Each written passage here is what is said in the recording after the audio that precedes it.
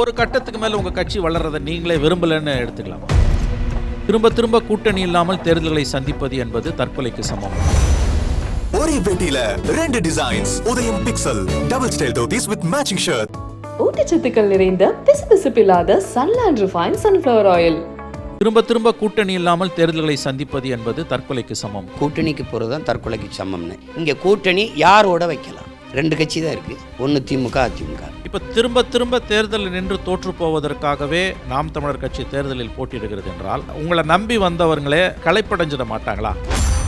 நாங்கள் எல்லாரும் செத்து உரமாக கூட போயிட்டு போகிறோம். அடுத்த தலைமுறை நல்லா வளர்ந்துட்டு போகுது, என்ன கிட்ட போச்சு? இப்போ தேர்தலில் ஏன் போட்டி போடுறீங்க? தேர்தலை நான் போட்டி போடுறதுங்கிறது என்னோடைய வலிமைங்கிற நான் நினைக்கிறேன். தனிச்சு நிற்கிறதுனால தான் எனக்கு இந்த ஓட்டு போடுறேன். நான் தோத்தானே போயிட்டேன், என்னை பார்த்து ஏன் பயப்படுறேன்?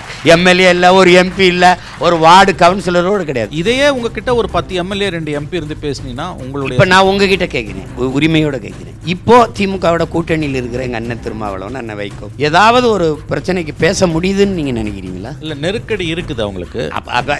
இருங்க, அதை நீங்க என்ன செய்யுங்க ஐயா, நீங்க அதை சாதாரண இல்ல அளவுகோல்கள் தானே அளவு ஐயா, என்னையாவது சுதந்திரமா விடுங்க ஐயா. இல்ல அப்போ ஒரு கட்டத்துக்கு மேல உங்க கட்சி வளர்றதை நீங்களே விரும்பலன்னு எடுத்துக்கலாம். அது நீங்க 26க்கு அப்புறம் நம்ம இதே மாதிரி ஒரு நேர்காணல சந்திப்போம். நான் வளரன்னு இந்த அரசியலின் தேவை என்பது முற்று அல்ல.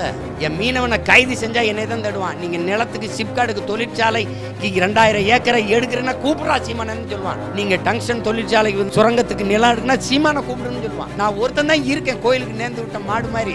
எனக்கு எந்த சமரசமும் கிடையாது. இந்தியாவிலே பெரிய கூட்டணி வச்சுக்கிறது நான் தான். பரந்தூர்ல இருக்கிற விண்ணூர்தி நிலையத்திலே பறக்க விமானம் இல்லை. அது போக இப்ப 5000 ஏக்கர்ல கட்டுறேன்னு எங்க விளைநிலங்கள் எல்லாம் பறிக்குதேன்னு பரிதவிக்கிற மக்கள் என்னோட தான் கூட்டணி. நிரந்தர 14,000 பேர் ஆசிரியர் தேர்வு எழுதிட்டு காத்திருக்கோம், எங்களுக்கு பணியை தரலன்னு போராடுறான் பாருங்க, அவன் என்னோட கூட்டணி. விவசாயி நாங்கள் விளைய வச்ச பொருளுக்கு உரிய விலை இல்லை அப்படின்னு கோவப்படுறவன் என்னோட கூட்டணி. படிச்சுட்டு வேலை இல்லாம சுத்துறான் பாருங்க, அத்தனை லட்சக்கணக்கான இளைஞனும் என்னோட கூட்டணி. இந்த நிலத்தில் பிரச்சனையை அனுபவிக்கிற ஒவ்வொரு மக்களும் ஒவ்வொரு குடிமகனும் என்னோட கூட்டணி. நான் ஏடிஎம்கே போயிட்டேன், உதயநிதிக்கு காம்படிஷன் இருக்கு. அவர் அழகா பட்டம் சுட்டி விட்டுருவாரு, அவர் வந்து அவர் மகன் இன்ப நிதிக்கு பட்டம் சுட்டிடுவார், எங்களுக்கு துன்ப நிதி ஆயிப்போம். நாங்க என்ன பண்றது? அப்புறம் ஒண்ணுமே பண்ண முடியாது.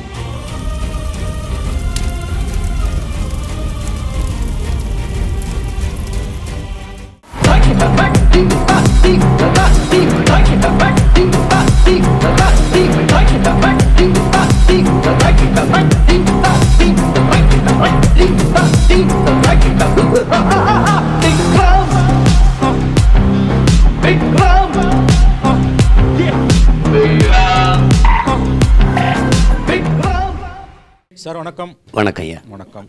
இப்போ உங்கள் மீதான ஒரு விமர்சனம் என்பது, அதாவது விவரம் அறிந்தவர்களால் பக்க சார்பு இல்லாமல் காய்தல் ஒருத்தல் இல்லாமல் சீமானை எடை போடக்கூடியவர்கள். அவர் வாக்கு வங்கி அரசியலுடைய நுட்பங்களை புரிந்து கொள்ள மறுக்கிறார். ஏன்னா உலகம் முழுவதுமே வாக்கு வங்கி அரசியலில் ஈடுபடக்கூடிய கட்சிகள் கூட்டணி வைத்து தான் வெற்றி பெறுகின்றன. உலகம் முழுவதுமே, இந்தியாவிலையும் பார்த்தீங்கன்னா காஷ்மீர்லேருந்து கன்னியாகுமரி வரைக்கும் எல்லா கட்சிகளுமே கூட்டணி வைத்து தான் வெற்றி பெறுகின்றன.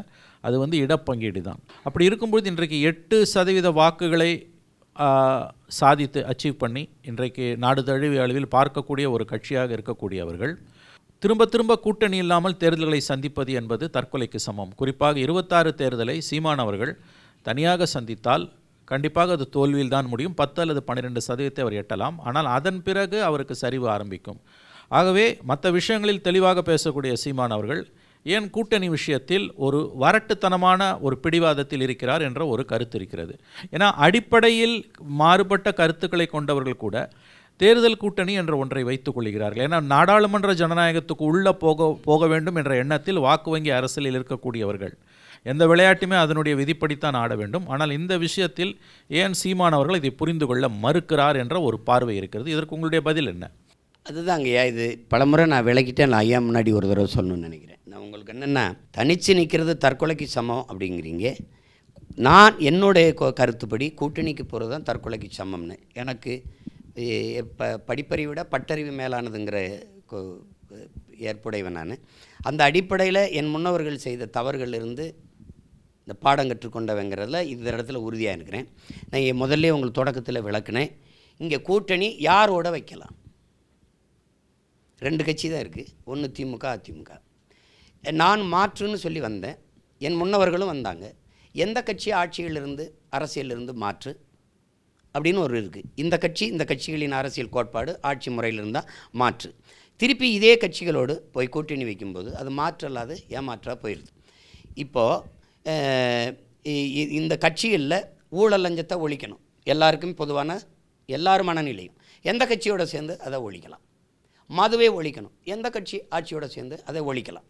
கமிஷன் வாங்குவது, இந்த கர்மாந்தரம் இருக்குது. இது இந்த நிலவள கொள்ளைகளை இருந்து தடுக்கணும், எந்த கட்சி ஆட்சியிலிருந்து இதை தடுக்கலாம். இப்படி ஒவ்வொன்றா பாருங்கள். இதில் இந்த டிஎம்கே ஏடிஎம்கே இதில் ஒரு மாற்று சொல்லுங்கள். இந்த கட்சியிலேருந்து ஜஸ்ட் இது பெட்ரு. அந்த கட்சியில் அண்ணா கொடியில் இருக்க மாட்டார், இந்த கட்சியில் கொடியில் அண்ணா இருப்பார். இதை தவிர வேறு ஏதாவது கொள்கை மாற்று இருக்கா சொல்லுங்கள். இந்த கட்சிகளோட கூட்டணி சேர்ந்தால் ஐயா நீ எலக்ட்ரல் பாலிடிக்ஸ்னு ஆங்கிலத்தில் வாக்கு வங்கி அரசியலுக்குள்ளே நம்ம போயிட்டோம்னாலே, இப்போ வாக்கு வங்கி அரசியலுக்கு போகாமல் திராவிடர் கழகம் மாதிரி ஒரு சமுதாய இயக்கமாக இருந்தோன்னா நீங்கள் பேசுவது அத்தனையும் 100% சரி. ஆனால் வாக்கு வங்கி அரசியலுக்கு அதுக்குள்ளே அந்த மைதானத்துக்குள்ளே நம்ம காலை வச்சிட்டோம்னாலே நம்ம காம்ப்ரமைஸ் சமரசத்துக்கு தான் போகிறோம் என்பது தான் உலகம் முழுவதும் இருக்கக்கூடிய புரிதல். அப்படி இல்லைன்னா நம்ம அதில் வாக்கு வங்கி அரசியல் இருக்கக்கூடாது. இப்போ திரும்ப திரும்ப தேர்தலில் நின்று தோற்று போவதற்காகவே நாம் தமிழர் கட்சி தேர்தலில் போட்டியிடுகிறது என்றால், உங்கள் கட்சியில் இருக்கக்கூடிய தொண்டர்கள், அப்பழுக்கற்ற இளைஞர்களை நான் இந்த கட்சியில் பார்க்குறேன். உண்மையிலேயே இன்ஃபேக்ட் நான் நகைச்சுவையாக கூட சொல்லுவேன், சீமானை விட அவருடைய தம்பிகள் மீது எனக்கு மதிப்பும் அன்பும் உண்டுன்னு பல தடவை நான் சொல்லியிருக்கேன். ஆனால் நீங்கள் வாக்கு வங்கி அரசியலுக்குள்ளே போகும்பொழுது அந்த நிர்பந்தங்கள் சில சமரசங்களுக்கு உங்களை உந்தி தள்ளுது. இல்லை, நீங்கள் அதுக்குள்ளேயே போகக்கூடாது. இன்னும் ஒரு 2 தோல்விகளை உங்கள் கட்சி சந்திக்குதுன்னா, உங்கள் கட்சியில் இருக்கக்கூடிய உங்களை நம்பி வந்தவங்களே களைப்படைஞ்சிட மாட்டாங்களா? அதாவது பாட்டன் பாரதி சொன்னது தான், வீர சுதந்திரம் வேண்டி நின்றார் வேறொன்று கொள்வாரோங்கிற மாதிரி. எங்கள் தலைவன் எங்களுக்கு கற்றுக் கொடுத்தது சுதந்திர பசி கொண்ட மக்களை சோற்று பசி ஒன்றும் செய்யாதுங்கிறது தான். நாங்கள் ஒரு ஆகப்பெரிய லட்சியத்தை வச்சு நகர்றோம்.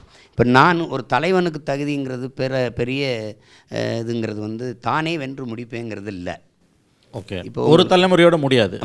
இப்போ இப்போ எங்கள் தலைவரே சொன்னது 10 வச்சு விட்டுட்டோம், ஏரியும் தான். இப்போ நாங்கள் நான் இல்லை, என் முன்னவர்களின் எச்சமும் மிச்சமும். நான் அதை தொடர்றேன். ஒருவேளை நான் வென்றுட்டா மகிழ்ச்சி, என் தோள்களில் வலிமை இருக்கும்போது வென்றுட்டா மகிழ்ச்சி, இல்லைன்னா இன்னொரு தோளுக்கு கடத்தி விட்டு போகும். நான் முருங்கை மரமோ இந்த மரமோ வச்சு வளர்க்கலை. நான் ஆலமரம் அரச மரம் நடன்னு நினைக்கிறேன், பனைமரம் நடணும்னு நினைக்கிறேன். யாரோ வச்ச ஒரு மரத்தில் ஒரு பழம் அடுன்னு பல்லு விளக்கிட்டு பசியோடு காத்திருக்கல. நான் இன்னொரு தலைமுறைக்கு மரம் நடணும்னு நினைக்கிறேன்.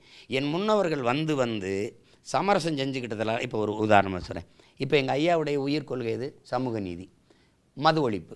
மதுவை ஒழிக்கிறது யாரோ, சமூக நீதி சாதி வாரி கணக்கெடுப்பு எடுக்கிறது யாரோ, அவங்களோட நான் கூட்டணி வைக்கிறேன்னு எங்கள் ஐயாவால் சொல்ல முடியல.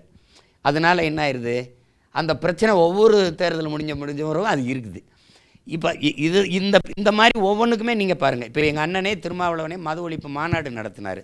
ஏதாவது பயன் இருக்கா? அது ஒன்றும் இல்லை. அதே தான் நடக்குது. அதோட கூட 10 ரூபா வேணால் கோட்டருக்கு ஏறி இருக்குமே ஒழிய அது ஒன்றும் நடக்கலை. அப்படிங்கும்போது இப்போ எங்கள் வேல்முருகன் இருக்கார்ல, என்னுடைய அருமை சகோதரர், அவர் அந்த 3.5 ஆண்டுகள் பொறுத்தேன், என் தொகுதிக்கு அவங்க ஒன்றுமே நிதி ஒதுக்கலை, ஒன்றுமே செய்ய விடலை அப்படின்னு.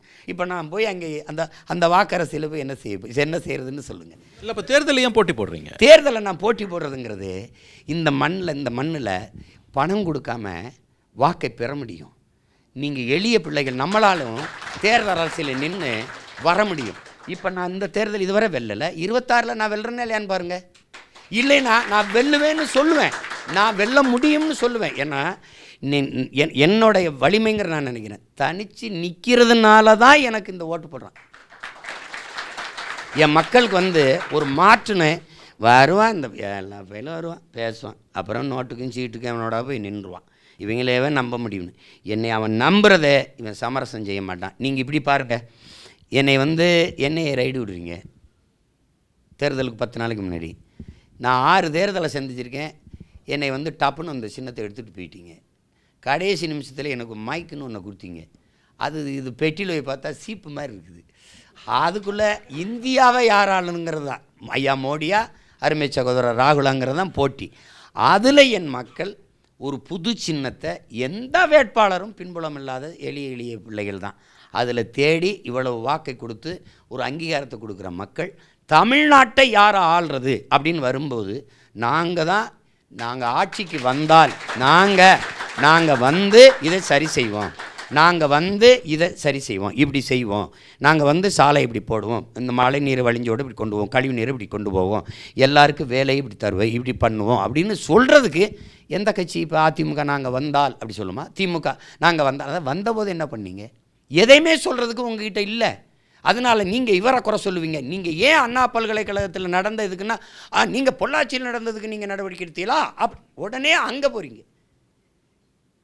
அப்போ இப்போ மாறி மாறி நீங்கள் ஒருத்தருக்கு ஒருத்தர் நீங்கள் ஒரு கச்சேரி நடத்தி கொண்டு இருக்கிறீங்களே ஒழிய எதிர்பாட்டு இசைப்பாட்டு மாதிரி நீங்கள் எதை சரியாக பண்ணியிருக்கீங்க? அப்போ அந்த இடத்துல ஒரு அரசியலை இதை கேள்வி கேட்குறதுக்கு, ஒரு சொல்கிறதுக்கு ஒரு நேர்மை, ஒரு தகுதி இருக்கணும்ல. அது எந்த கட்சிக்கு இருக்குது? ஊழல் லஞ்சமா நீ வாங்கின தெரியாதாம்பாங்க. இந்த பக்கம் ஊழல் லஞ்சமா இவங்க தொலைக்காட்சி எடுத்திங்கன்னா இவங்க ஊழல் பட்டியலை வெளியிடுவாங்க, இவங்க தொலைக்காட்சி எடுத்திங்கன்னா இவங்க ஊழல் பட்டியலை வெளியிடுவாங்க. நம்ம 2 பட்டியலையும் படிச்சுட்டு வேடிக்கை பார்த்துருக்க வேண்டியதான். அப்போ மாற்று என்பது உடனே வராது. லெனின் சொல்கிறார்ல, புரட்சி எப்போது வரும்? இதுவரை வாழ்ந்தது போல இனி வாழ முடியாதுங்கிற நிலை வந்தால் மக்கள் புரட்சி செய்வார்கள்னு. அது இலங்கையில் வந்துச்சு, அது பங்களாதேஷில் வந்துச்சு. நீங்கள் பார்த்தீங்க, இந்த ஜனதாவிக்தி பிரமணா வெல்லும்னு நீங்கள் நினச்சீங்களா? அவன் மொத்தமாக பெற்றிருந்த வாக்கு எவ்வளவு? 3. எப்படி 50க்கு மேல் வாக்கை வாங்கி வந்துட்டான்? திரிபுராவில் 2 விழுக்காடு தானே இருந்துச்சு பிஜேபி, எப்படி 42க்கு வந்துச்சு? இப்போ பங்களாதேஷில் எப்படி இப்படி வருது? எப்படி எந்த மாதிரி மாறுதல் எப்படி வந்துச்சு? தனியாக நின்று எப்படி சீமான்னு வெல்லுவீங்கன்னு என்ன கேட்குறீங்க? கெஜ்ரிவால்கிட்ட எங்கே கேட்கல, அவர் தனியாக நின்று வென்றாரே. பஞ்சாப்லேயும் தனியாக தான் நின்னார், அங்கேயும் தனியாக தான் நின்னார். இந்த 19 தேர்தல் அம்மா ஜெயலலிதா தனியாக நின்று வெல்லலையா? அவங்க வந்து 19ல் 14 நினைக்கிறேன், 14ல் 37 இடம் வெல்லலையா? 37 இடம் வெல்லலையா? யார் கேட்டா? அதெல்லாம் ஒன்றும் கிடையாது. இன்றைக்கி நான் வெல்லலை, விடுங்க, நான் வெல்லலை, நான் தோத்துட்டே போகிறேன். ஆனால் என் பிள்ளைங்க வந்து இன்றைக்கி பள்ளிக்கூடத்தில் படிச்சுக்கிட்டு இருக்கேன். வந்து நான் கோட்பாடு நான் சொல்கிறேன்ல, எங்கள் முன்னோர்கள் தவறு பண்ணிட்டாங்க, எனக்கு முன்னாடி வந்த மாப்போசி தவறு பண்ணிட்டாங்க, எங்கள் தாத்தா சீபாதித்தனார் தவறு தான் பண்ணிட்டார், அப்போய் திமுகவில் சரணடைஞ்சிட்டாரு. அந்த கோட்பாடுகளையெல்லாம் வச்சுட்டு எல்லாம் விட்டுட்டாங்க. பெரும்பாலான நாம் தமிழர் கட்சி தொண்டர்களும் இதே உணர்வில் தான் இருக்காங்க. நீங்கள் இல்லாதவன் என் கூட இருக்க மாட்டான். நீங்கள் ஒரு தடவை நீங்கள் தேர்தல் நேரத்தில் நான் ஒரு கூட்டம் நடத்துகிறேன், அந்த கூட்டத்தில் நீங்கள் ஒரு பார்வையாளராக கூட வந்திருந்து பாருங்கள். நாம் தனிச்சுத்தான் போட்டியிடுகிறோம் சொல்லும்போது அவனுடைய ஆர்ப்பரிப்புமே, அவனுடைய ஆவேசத்தையும், அவனுடைய கையொலியும் பாருங்கள். அவனுக்கு தெரியும் நான் வந்து இந்த சமரசம் செய்ய மாட்டேங்கிறனால தான் என்னை பிடிக்குது அவனுக்கு. உங்களுக்கு தெரியும், உங்களுக்கு தெரியாதில்லை, என்கிட்ட எவ்வளோ பேரம் பேசியிருப்பாங்க, எவ்வளவு கோடிகளை சொல்லியிருப்பாங்க, எவ்வளோ சீட்டு தர சொல்லியிருப்பாங்க. ஆனால் நான் என்னை வளர்த்து உருவாக்கின தலைவன் அப்படி. அது கண்ணதாசன் ஐயா சொன்னதான், டேய் ஒரே ஒரு தடவை வாழ்க்கையில் நீ சமரசம் செஞ்சின்னா உன் வாழ்நாள் முழுக்க நீ அதான் செய்யணும். ஒரு தடவை செஞ்சிட்டிங்கன்னா, ஒரு தடவை என்கிட்ட லஞ்சம் வாங்கிட்டு கையெழுத்து போட்டிங்கன்னா அவருக்கு பண்ணி கொடுத்த மாதிரி நமக்கும் பண்ணி கொடுங்கம்பா. நீங்கள் வேறு வழியே கிடையாது, நீங்கள் போட்டு தான் தீரணும். அதே தான் இது. இப்போ நான் தோற்றுறதுல என்ன பிரச்சனை? யாருக்கு நட்டம்? எங்களுடைய வாழ்நாளில் எங்கள் வாழ்நாள் தொலைஞ்சிருக்கு, தனிப்பட்ட சுயதுக்கங்களை இழந்திருப்போம், என் பிள்ளைகள் இது பண்ணியிருப்பாங்க. ஆனால் நீங்கள் ஒன்று கவனிச்சுக்கிறங்க, நாங்கள் விவசாய குடும்பத்திலேருந்து வந்தவங்க. ஒரே ஒரு செடி தான், ஒரு கத்தரிக்காயோ தக்காளியோ நெல்லோ ஒரு செடி வளர்கிறதுக்கு அவரை கொளிஞ்சி, அந்த என்ன சொல்கிறது, கொள்ளு, எள்ளு, சனப்பை, இப்படி ஏகப்பட்ட செடிகளை என்ன பண்ணுவோம், வெட்டி நிலத்தில் போடுவோம். வெட்டி நிலத்தில் போட்டு அப்படியே மக்க விட்டு அப்புறம் உழுது அதை உரமாக்குவோம். 10-15 செடியை அழித்து உரமாக போட்டிருக்கோம். எதுக்குன்னு கேளுங்க, ஒரே ஒரு செடி நல்லா வளர. நாங்கள் எல்லாரும் செத்து உரமாக கூட போயிட்டு போகிறோம், அடுத்த தலைமுறை நல்லா வளர்ந்துட்டு போகுது, என்ன கிட்டு போச்சு. ஆனால் வந்தான் கருணாநிதியை பார்த்து வந்தவன், ஜெயலலிதாவை பார்த்து வந்தவன், எம்ஜிஆரை பார்த்து வந்தவன், பேசி வந்தவன், சமரசம் பண்ணால் பிரச்சனை கிடையாது. ஒன்றும்லையா, ஓட்டுக்கும் சீட்டுக்கு 2 சீட்டுக்கு பேசிட்டு போயிட்டேன். இப்போ தோத்தா என்ன நான் நிம்மதியாக உறங்குறேன். நான் தோத்தானே போயிட்டேன், என்னை பார்த்து ஏன் பயப்படுற? எனக்கு ஒன்றுமே இல்லையே, ஒரு எம்எல்ஏ இல்லை, ஒரு எம்பி இல்லை, ஒரு வார்டு கவுன்சிலரோடு கிடையாது. ஆனால் எங்கச்சி தான் கூடாரமாக காலியாகுதுங்கிறேன். நான் வரவே இல்லை, 1000 போலீஸை குவிச்சு வச்சிருக்கிறேன், கூடாரம் தான் காலியாக போச்சு. அப்புறத்துக்கு இல்லை, இது நல்ல பாயிண்ட். நீங்கள் தொடர்ந்து நான் தோக்குறேன், ஆனால் என்னை பார்த்து ஏன் பயப்படுறீங்கன்றீங்க. ஆமாம்,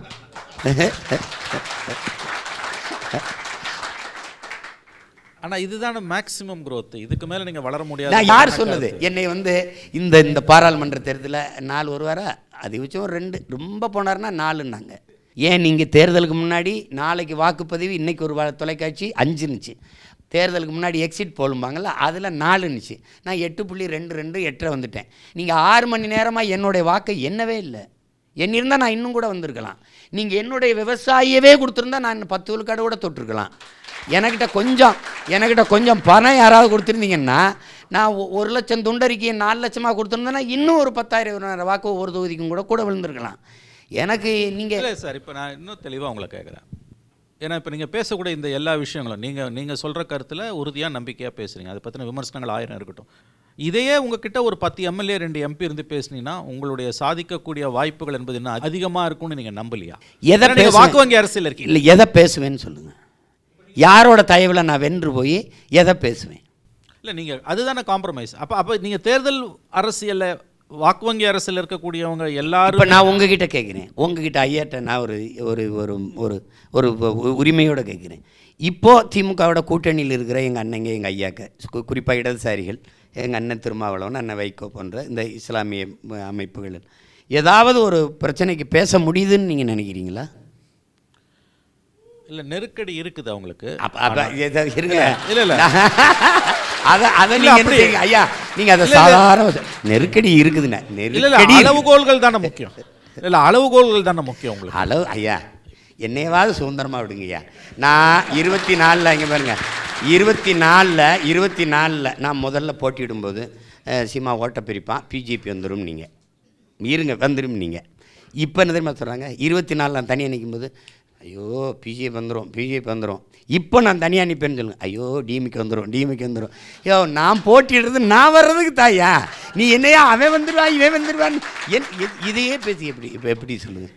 இல்லை, அப்போ ஒரு கட்டத்துக்கு மேலே உங்கள் கட்சி வளர்றதை நீங்களே விரும்பலைன்னு எடுத்துக்கலாம். அது நீங்கள் 26க்கு அப்புறம் நம்ம இதே மாதிரி ஒரு நேர்காணலை சந்திப்போம். நான் வளரேன்னா இல்லை மட்டும் பாருங்க ஐயா. அது கிடையாதுங்க. நீங்கள் இந்த அரசியலின் தேவை என்பது முற்று அல்ல. என் மீனவனை கைது செஞ்சால் என்னை தான் தேடுவான். நீங்கள் நிலத்துக்கு சிப்காடுக்கு தொழிற்சாலைக்கு 2000 ஏக்கரை எடுக்கிறேன்னா கூப்பிட்றா சீமானன்னு சொல்லுவான். நீங்கள் டங்ஷன் தொழிற்சாலைக்கு வந்து சுரங்கத்துக்கு நிலம் எடுக்குன்னா சீமானை கூப்பிடுன்னு சொல்லுவான். ஏன்னா நீங்கள் நான் ஒருத்தன் தான் இருக்கேன், கோயிலுக்கு நேர்ந்து விட்ட மாடு மாதிரி காலை மாதிரி நான் தான் இருக்கேன். எனக்கு எந்த சமரசமும் கிடையாது. அவர் கோச்சு போகிறோம், சீட்டு கொடுக்கலன்னா கூட்டணி போயா, சீட்டாவது நோட்டாவது. தேர்தல் அரசியல் எனக்கு 4ஆம் பட்சம் தான். நான் மக்களுக்காக தான் நிற்கிறேன். நான் வலிமையாக நிற்கிறேன்னு காட்டுறதுக்கு என்ன செய்யுது? வாக்கு.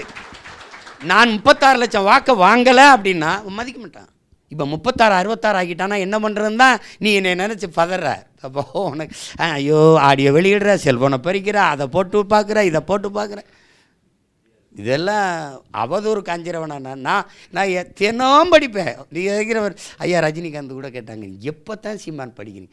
ஐயா 2 மணிக்கு எந்திரிச்சு 4 மணி வரைக்கும் படிப்பீங்க, அப்புறம் 2 மணி நேரம் படுத்துட்டு 6 மணிக்கு எந்திரிச்சு பயிற்சிக்கு போயிடுவேன், உடற்பயிற்சிக்கு. இது புதுசாக இருக்கே. ஆமாங்க, அதான் வழி கிடையாது, நமக்கு நேரம் கிடைக்கும்போது படிச்சுக்க வேண்டியதானே. அவன் சொல்கிறான்ல, அவதூறை விமர்சனங்களை தாங்க முடியாதவன் விரும்பியதை அடைய முடியாது. அவதூறை கடக்க முடியாதவன் அற்ப வெற்றியை கூட தொட முடியாது. நீ பாட்டு பேசிட்டு இருப்பா, என்னை தானே பேசுகிற. 10 வருஷத்துக்கு முன்னாடி என்னை யாராவது பேசுனீங்களா? இப்படி திட்டினீங்களா? அப்போ சரி, அவன் ஹிட்லர் எனக்கு சொல்லி கொடுக்குறான்டே, உன்னை ஒருத்தன் விமர்சிக்கிறான்னா பெருமையிட, ஏன்னா நீ அவனை தூங்க விடாமல் செஞ்சிட்ட. விமர்சனமும் ஒரு வித பாராட்டு தாண்டா, ஏதாவது போடா அவன். அதுதானே எல்லாரும் கூட்டத்தில் ஒருத்தன் விமர்சித்தா நீ வளர்கிறாய், கூட்டமே எதிர்த்து விமர்சித்தா நீ வளர்ந்து விட்டாய். இப்போ அதுதான் பிரச்சனை சார். அதனால் எனக்கு ஒன்றும் இல்லை ஐயா, நான் இப்படியே இருக்கேன். நான் ஒரு தலைவனுக்கு தகுதி என்ன? முதல் தகுதி, அவன் தன் மக்களை முழுமையாக நேசிக்கணும், நம்பணும்.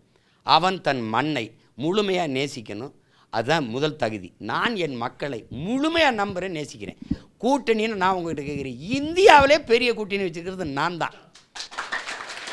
இங்கே பாருங்கள், ஒரு பிரச்சனைன்னு சொல்லுங்கள், எல்லா பிரச்சனைக்கும் இப்போ ஐயோ இந்த அரசு கொடுமையாக இருக்குதே, இப்படி வந்து இந்த சிப்காடுன்னு அது தொழிற்சாலைன்னு 2000-3000 ஏக்கர் விளைநிலங்களை பறிக்குதே, பரந்தூரில் இருக்கிற விண்ணூர்தி நிலையத்திலே பறக்க விமானம் இல்லை, அதுபோக இப்போ 5000 ஏக்கரில் கட்டுறேன்னு எங்கள் விளைநிலங்களெல்லாம் பறிக்குதேன்னு பரிதவிக்கிற மக்கள் என்னோட தான் கூட்டணி.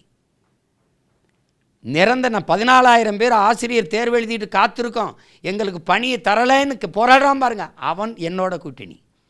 விவசாயி, நாங்கள் விளைய வச்ச பொருளுக்கு உரிய விலை இல்லை. நீ சாராய கடையில் விற்கிற இந்த டாஸ்மாக் கடையில் இருக்க சரக்க பாதுகாப்பை எப்படி குடோன் கட்டி வச்சுருக்க? நாங்கள் விளைய வச்சு வெம்பாடு விட்டு கொண்டு வர்றதை நீ வந்து சாலையில் போட்டு மேலே தார்பாய் போட்டு மூடுற, அதை பாதுகாக்க மாவட்ட தலைநகரில் உணவு பாதுகாப்பு அந்த ஒரு சேமிப்பு கிடங்கில்ல அப்படின்னு கோவப்படுறவன் என்னோட கூட்டணி. படிச்சுட்டு வேலை இல்லாமல் சுற்றுறான் பாருங்க, அத்தனை லட்சக்கணக்கான இளைஞனு என்னோட கூட்டணி. மீனவன் தினம் சிறைப்படுறான் பாருங்க, என்னடா என் கடலில் எனக்கு மீன் பிடிக்கிற உரிமை இல்லையா அப்படின்னு யோசிக்கிற ஒவ்வொருத்தனும் என்னோட கூட்டணி. இந்த நிலத்தில் பிரச்சனையை அனுபவிக்கிற ஒவ்வொரு மக்களும் ஒவ்வொரு குடிமகனும் என்னோட கூட்டணி. அப்படி பார்த்தீங்கன்னா இந்த நிலத்திலே மாபெரும் கூட்டணி. நான் கட்சிகளையே தலைவரையும் நம்பலை, மகத்தான மக்களை நம்புகிறேன். மானுட பெருங்கடலை எங்கள் தாத்தா புரட்சி பாவலஞ்சன் பாரடா மக்கள் பெருங்கடல் மானுட சமுத்திரம் நான் என்று கூவிடாங்கிறான். அதனால் நாங்கள் வந்து குளத்தில் குட்டையிலே வலை வீசினா தானே நான் பயப்படணும் மீன் இருக்குமா இல்லையான்னு. பெருங்கடலில் வலை வீசுகிறேன், வலை தான் சின்னதாக இருக்குது. அதனால் நான் அதுக்கு பயப்பில்லை. நான் தான் மிகப்பெரிய கூட்டணி வச்சுருக்கேன். 8 கோடி மக்களோடு நான் சேர்ந்து தேர்தலை சந்திக்கிறேன். எவனுக்கு ஊழல் லஞ்சம் பிடிக்கலை, நல்ல அரசு வரணும், நல்ல ஆட்சி வரணும், நல்ல அரசியல் வரணும், இது இந்த கடுமை ஒழியணும்னு நினைக்கிறவனுக்கு ஒரே வழி தான் இருக்குது, நாங்கள் தான் இருக்கோம். அதனால் என்னையும் இப்போ நான் போயிட்டு அதிமுகவோட கூட்டணி வச்சுறேன். 2 ஃபோர்ஸ் தான், ஒன்று டிஎம்கே வெர்சஸ் ஏடிஎம்கே. மாற்றங்க இருக்குது. இன்னொரு தலைமுறை எந்திரிச்சு வந்து இல்லை சீமான்லாம் சரி கிடையாது, அவன்லாம் போயிட்டான், நான் நிற்கிறேன்னா ஏன் தோற்றுரும். இப்போ என் தம்பி வந்து தனியாக நிற்கணும், நிற்பாரான்னு தெரியல. அவர் நின்னாலும் அவர் என்ன அளவுக்கு சண்டை செய்வாரா, பெரிய கேள்வி இருக்குது. நான் வந்து இங்கே வருங்க, நான் வந்து எல்லோரும் சொல்லுவாங்க பணங்காட்டு நரி சலசலப்பு கஞ்சாதுன்னு. தம்பி நான் பணங்காடே நான் தான், நீ நரி, பணங்காடே நான் தான். அது நான் பணங்காட்டு நரி கிடையாது, நான் வன்னிக்காட்டு புலி. நீ எனக்கு நான் எதுக்கும் பயப்பட மாட்டேன். என்னை மாதிரி ஒரு காட்டான் நீங்கள் சிறையாக போடு, சிறைக்குள்ளே தனி சிறையாக அங்கேயும் போடு. எதுக்கு நான் பயந்துருக்கேன்? 136 37 வழக்க போட்டிருக்கேன். நான் ஏறாத நீதிமன்ற படிக்கட்டு கிடையாது. எதுக்கு நான் கவலைப்பட மாட்டேன். இந்த மாதிரி இன்னும் சண்டை செய்கிற ஒருத்தனாலேயே நீ இப்போ எது ஒன்றையும் கேட்டிங்கன்னா இது தடுமாறி இருங்க கேட்டு சொல்கிறேன், எழுதி வச்சு பார்த்து இப்போ படிப்பு அதெல்லாம் கிடையாது. அப்படி இருக்கிற நானும் போயிட்டேன்னு வச்சுக்கிறேங்க, வேறு யார் நின்று சண்டை செய்வான்? நான் ஏடிஎம்கேயோட போயிட்டேன், உதயநிதிக்கு காம்படிஷனே இல்லையே. அவர் அழகாக பட்டம் சுட்டி விட்டுருவார், அவர் வந்து அவர் மகன் இன்பநிதிக்கு பட்டம் சுட்டிடுவார், எங்களுக்கு துன்ப நிதி ஆகி போயிடும். நாங்கள் என்ன பண்ணுறது? அப்புறம் ஒன்றுமே பண்ண முடியாது. நீங்கள் பொழுதுபோக்கு தளத்தில் வந்து தலைவனை தேடுகிறவர்கள் வந்து என்னவர்கள் அல்ல. போராட்ட களத்தில் தனக்கான தலைவனை யார் தேடுகிறார்களோ அவர்கள்தான் எனக்கானவர்களாக, அவர்களுக்கானவனாகத்தான் நான் இருக்க முடியுமே ஒழிய, என்ன புயலே அடித்தாலும் அதே இடத்துல கிடக்கிற வீரியமிக்க நெல்மணிகள் தான் எங்கூட நிற்பார்கள். ஒரே பெட்டியில 2 டிசைன்ஸ். உதயம் pixel double style dhotis with matching shirt. ஊட்டச்சத்துக்கள் நிறைந்த பிசுபிசுப்பில்லாத சன்லேண்ட் ரிஃபைன் சன்ஃப்ளவர் ஆயில்.